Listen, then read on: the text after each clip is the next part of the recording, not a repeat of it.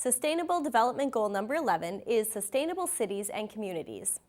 Reducing damage from natural disasters, safe, affordable access to housing, and responsible growth are all subsets of this goal. Let's check out some videos.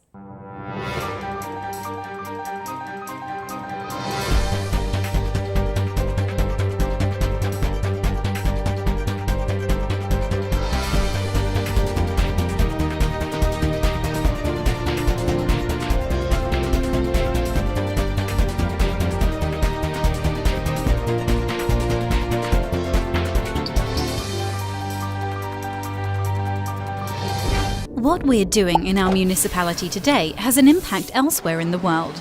Something which happens far away also has an influence on us. As global citizens, we are all interconnected. The new international agenda of the United Nations strives for a sustainable world in 2030.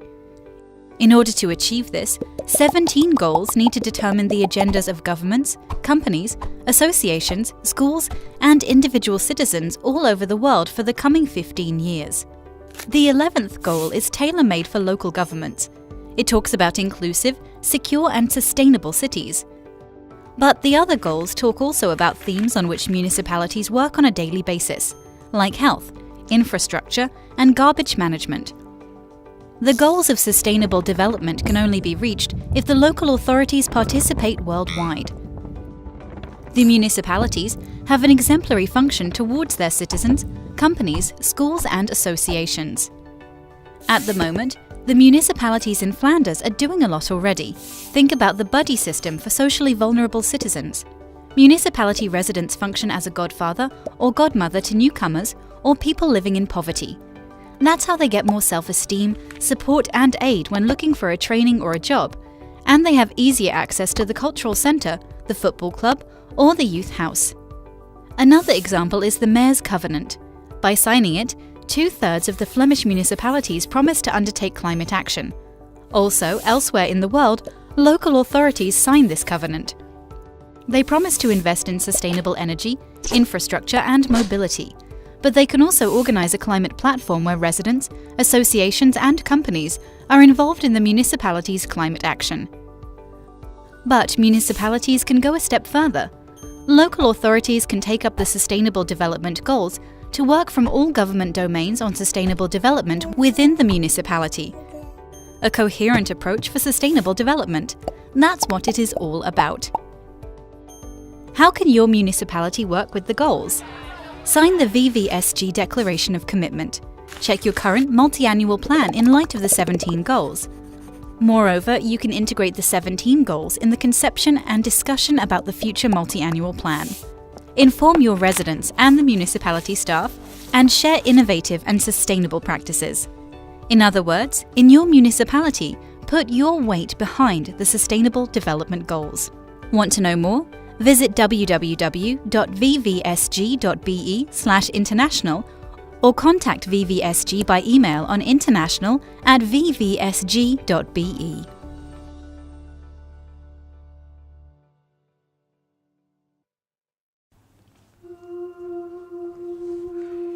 Even though my aunt lives in the other side of the city, I visit her every Sunday. Well, she's a really good cook. I love her pancakes.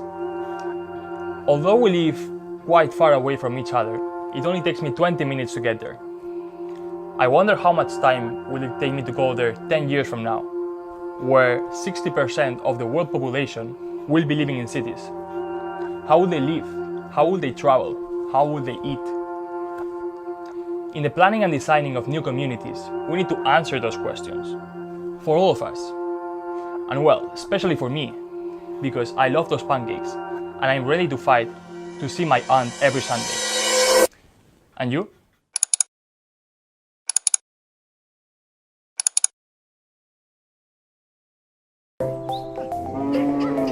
The world is becoming increasingly urban. We'll need to build a new city for 1 million people every week to keep up, or manage the growth of the cities we already have. The battle for sustainable development will be won or lost in our cities, working with the rural areas on which they depend for food and natural resources. mayors and local governments are already taking action to win this battle. We provide basic services and work with slum dwellers and neighbourhoods to upgrade their living conditions.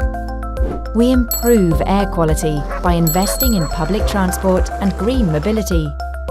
We protect the environment through sustainable waste management. We tackle urban segregation by ensuring quality green and public spaces for all. We protect urban cultural heritage for future generations. We monitor and regulate land use to make cities more resilient to climate change and disasters. We involve our communities in planning for inclusive and sustainable urbanisation.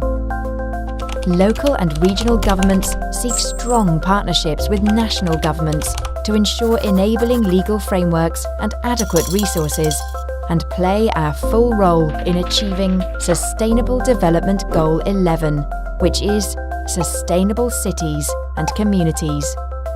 The Sustainable Development Agenda depends on local governments. In the 1800s, 1 in 30 people lived in cities. Today, it's 1 in 2. And tomorrow, virtually everyone is going to be there. And this expansion in urbanization is going to be neither even nor equitable. The vast majority, 90%, will be happening in the South, in cities of the South. So urban geographers and demographers, they tell us that it's not necessarily the size or even the density of cities that predicts violence, no. Tokyo, with 35 million people, is one of the largest, and some might say, safest urban metropolises in the world. No, it's the speed of urbanization that matters. I call this turbo-urbanization, and it's one of the key drivers of fragility. When you think about the incredible expansion of these cities, and you think about turbo-urbanization, think about Karachi.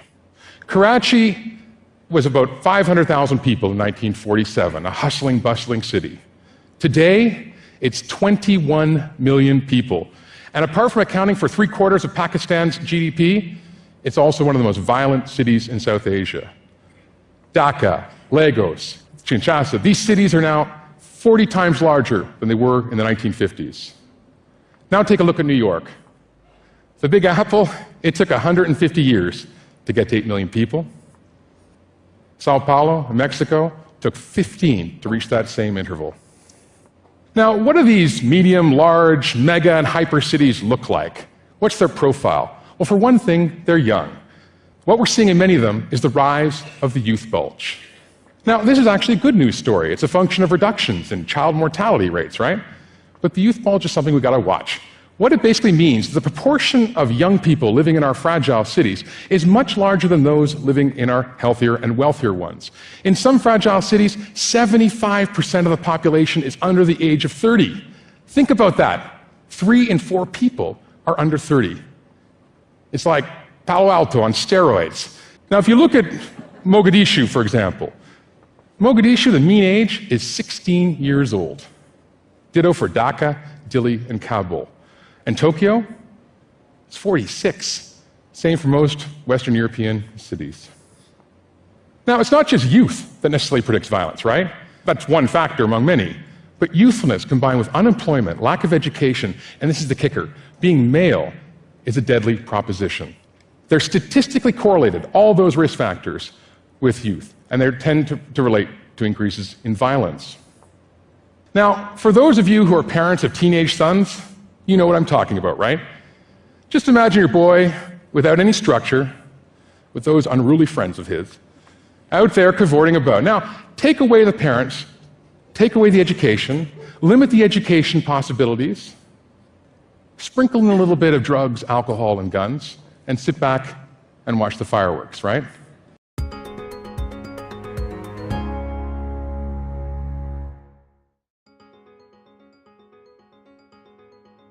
Around 80% of the people in Nicaragua live in very poor housing conditions.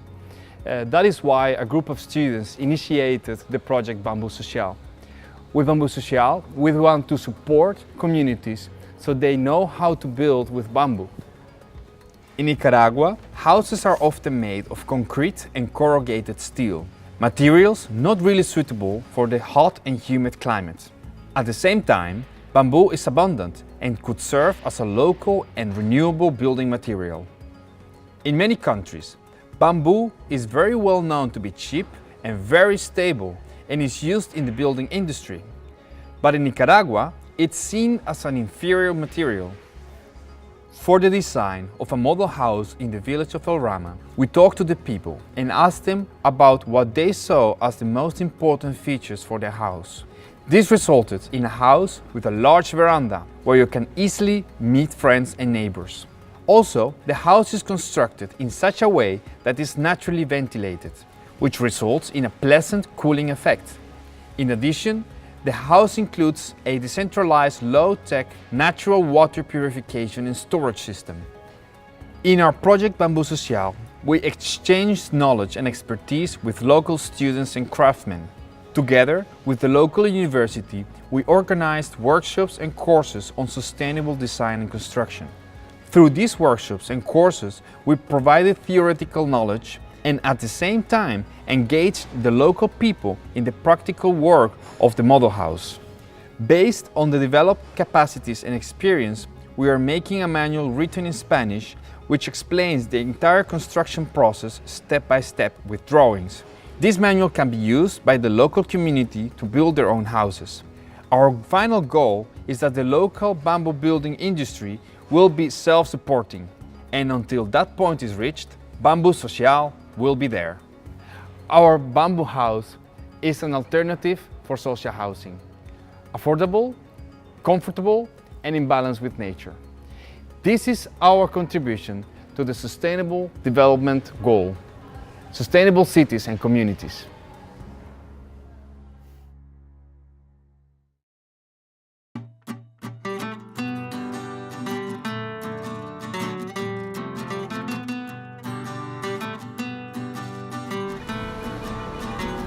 Nossa, que cidade horrível. Até 2030, precisamos de menos carros nas ruas, mais árvores nas calçadas e fábricas mais ecológicas. Melhor? É, mas dá para melhorar mais.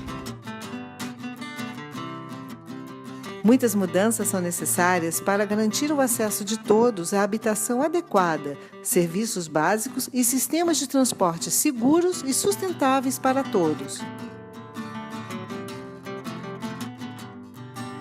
Uma cidade sustentável precisa de menos poluição.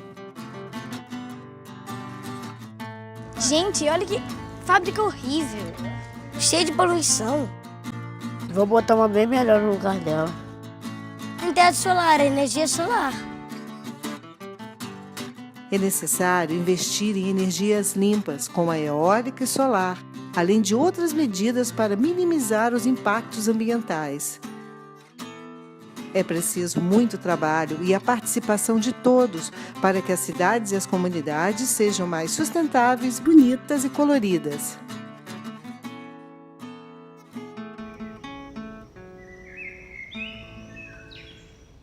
Vamos refletir. Quais mudanças podem ser feitas na sua escola, na sua casa e na sua comunidade para torná-las mais sustentáveis? Identifique práticas e espaços sustentáveis já existentes.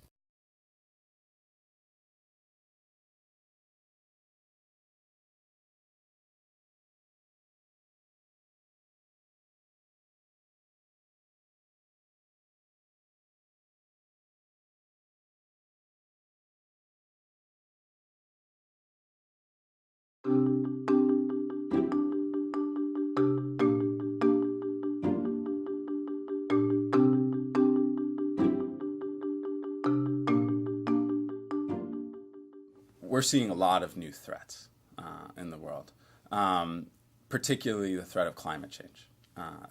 Cities are especially vulnerable around the world for an accent of history, or really very clearly that they've been built up around coastal areas and deltas where the best trade opportunities were. And that means when the sea level rises, when floods happen, which are going to be increasingly the case because of climate change, it's going to really hit cities the hardest. What's interesting right now is that people are generally moving towards climate threats and climate vulnerability because they're moving towards coastal cities where the opportunities are. When we think about building resilience, it's not just about building seawalls and building the right kind of infrastructure, but it's about ensuring that, first of all, people are in the places within cities that are not the most vulnerable, that aren't in floodplains, that aren't in fragile areas. It's about ensuring that people have the ability to be mobile ahead of, before threats hit. And it's about making sure that there's a social fabric in place so that the population can protect itself, not just the buildings, the power infrastructure, the transportation networks, etc. Well, let's talk about the relationship between cities and the environment. There's no doubt that enormous amounts of waste, enormous amounts of emissions are concentrated in cities. But we want to be careful not to confuse wealth and urbanization. There's a lot of rich people concentrated in cities, and they produce an enormous amount of waste, disproportionate to their numbers. But cities overall and urbanization provides a more efficient way to live. Concentrating people in space allows us to deliver services at scale with less resources. There's an opportunity to concentrate recycling efforts, to concentrate reuse. And so there's enormous innovations coming from cities. But that's not been the model of urban growth. It's been about consumption increases. It's been about exclusive and gated communities that are really cut off from the social fabric and are producing enormous amounts of waste. So it's not just, we have to rethink really how, what the model is of happiness and well-being. So it's not just about people in cities sort of at the high end producing a lot of waste, and instead use the benefits of urbanization to really use the world's resources in a much more efficient way.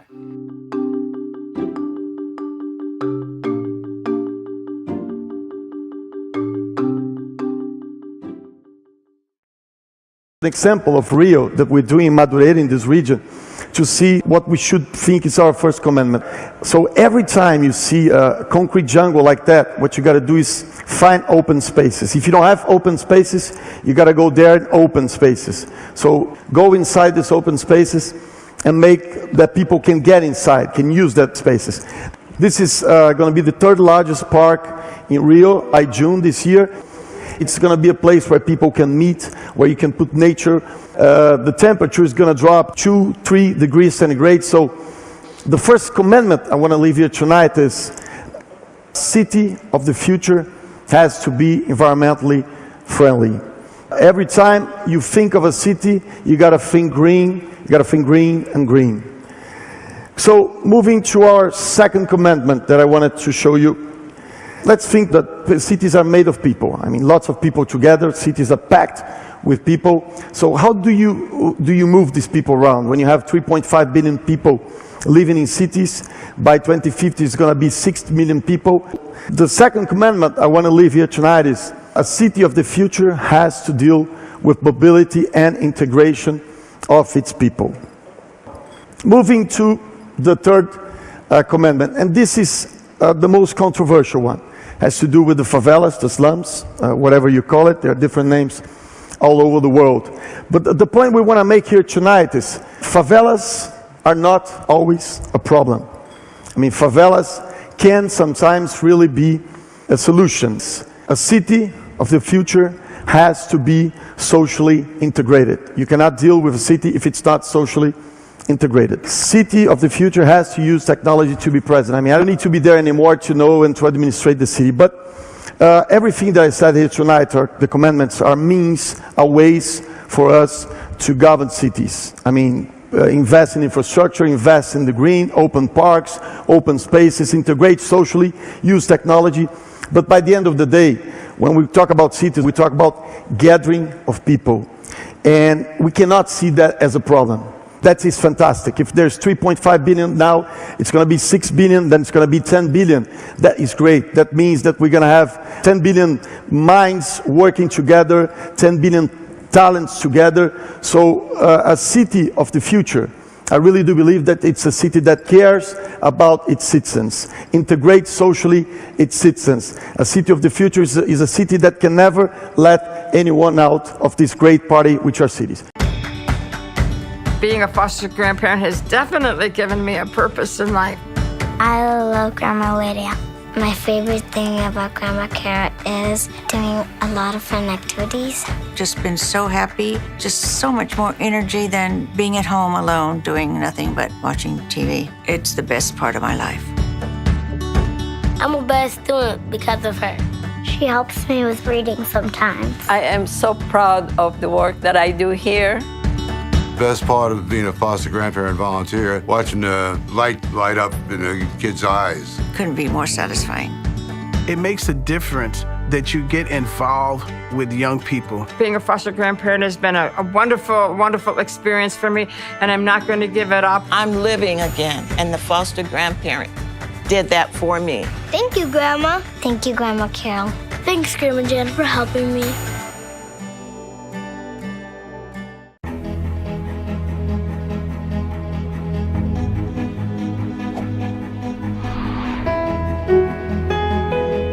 This is Quito. It is the capital city of Ecuador and the highest capital city in the world, standing at 9,350 feet. You've seen what looks like the streets of San Francisco. Now take a look at what is known as the Plaza de San Francisco.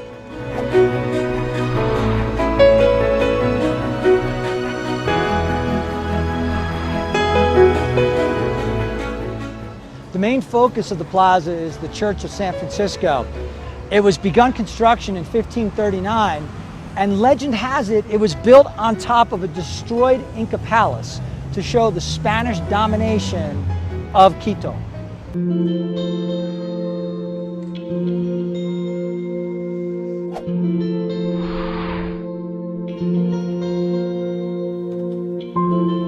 Have you ever seen so much gold in your entire life?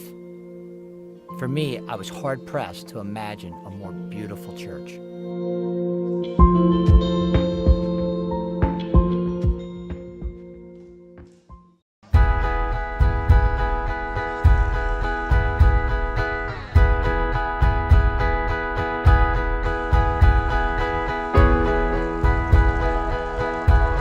I'm at the Plaza Grande, and I'm going to rediscover Quito with a company that takes you around and shows you the legends of Quito, as well as plenty of the culture.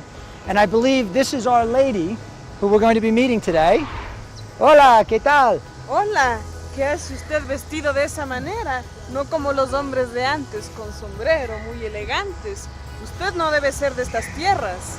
Now, I have no idea exactly what she said. I found out later that she was referring to my clothing and the modern aspect of my clothing because, of course, she was in her period costume. Algo así, es que hay una... She shared with me her unique name. La que me compusieron a mí. La Negra Mala. I think I should be afraid, but right now I'm not afraid because I think this is all part of an act here in Quito. I spent the next hour with my newfound friend and learned even more about this historic city.